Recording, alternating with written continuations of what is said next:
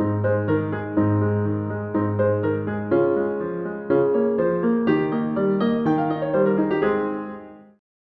everybody, so today is Monday. That means it's time for family movie night. And today we are continuing on my month of holiday reviews. And we're actually looking at a really fun film that I think is a great introduction to horror and horror movie tropes without being like too traumatizing. And it's also a Christmas movie. We're talking about the original Gremlins. So this was directed by Joe Dante and written by Chris Columbus, produced by Steven Spielberg. So really a dream team behind the camera, behind the scenes. And this was from 1984. And it's, I think, a really good way to kind of introduce your family to horror movies without being like too traumatizing. It's a good gateway, I think, horror movie. So this young man, Billy, his father is an inventor, and he's always inventing all of these kind of useless gadgets. One day, his father stumbles upon a Chinese antiques dealer and gets this creature called a mugwa that he decides to give his son for Christmas.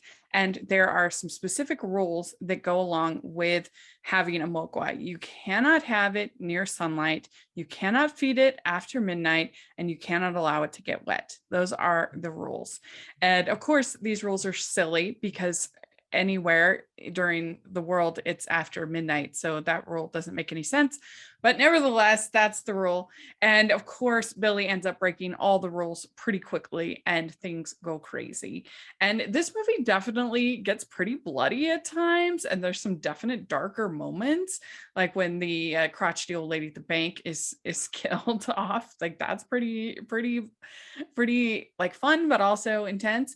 But then also the whole story, Kate's father and how he had his grisly Christmas demise is pretty intense.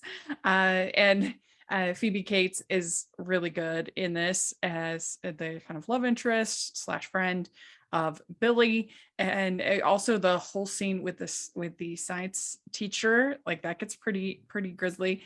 But it's also never forgets to be fun and to have a sense of humor about itself, which I think is probably the best way to do horror. I think the Gizmo is so cute that helps a lot. That he's one of the cuter of the horror creatures that we see, and I certainly like him much better than the like big creatures, the Mogwai, when they become not cute.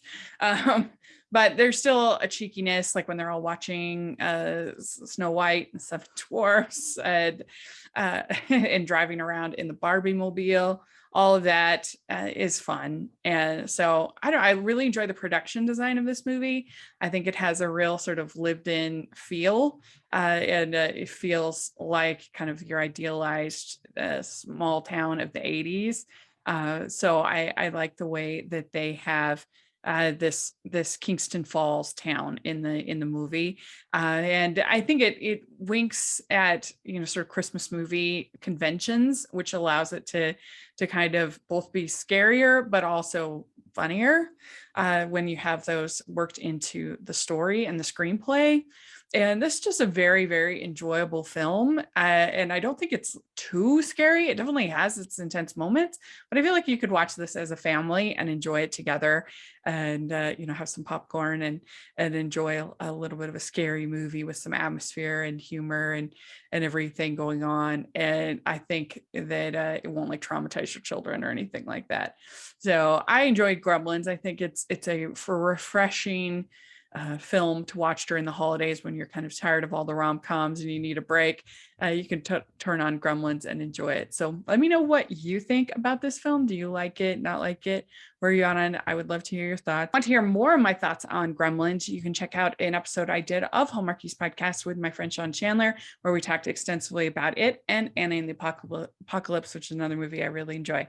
So please take a look at that. And please like this video. Please subscribe to my channel. I'd really appreciate it. Check out all the other family movie night reviews.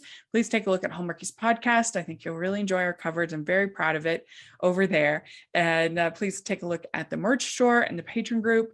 Really appreciate your support there. And thanks so much, everybody. I'll talk to you later. Bye.